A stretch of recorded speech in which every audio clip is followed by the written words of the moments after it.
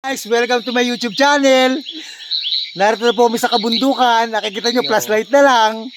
At ang marinig nyo po dito, kuliglig na lang. Kanina naglalakad po kami. Kung nasusubaybayan nyo po, may araw pa. Wala pa po kami sa kalahati. Ang katotohanan po niya, yung kasamahan ko po, ilawan nyo po. Ito po, isipin nyo po, ito, kasama po. Kanina po, lakas pa po. Ilawan mo pre, si Chip. Ilawan daw, pre.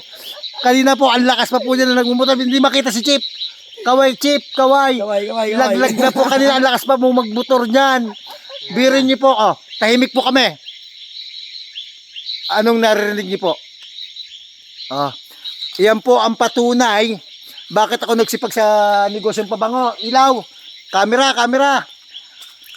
Dito po sa nilalakad namin, putikan po yan. Tingnan po.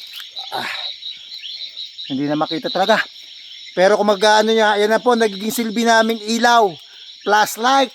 Kasi ano, tingnan niyo po mga mukha namin. Si Chip, tatlo. Ang nakikita nyo sa sobrang dilim. Nasa gitna po kami ng kabundukan ng Sierra Madre. Sakop ng General Nakar, Quezon. Ito po ay Cablao, General Nakar, Quezon. Yan. Tatahimik po ako na kaunti. Obserbahan niyo po ang narinig nyo. Kuliglig po yan.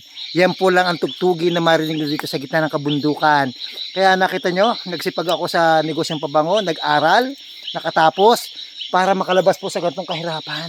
Kung kayo po nakakaranas ng kahirapan, ay naku po, yung kahirapan natin ay kung magbebenta ka lang ng pabango, amoy-amoy lang. Kumpara dito kami, 2 oras na kami atang naglalakad, hindi pa nakakarating doon sa patutungan naming bahay na aming tutuluyan mamaya.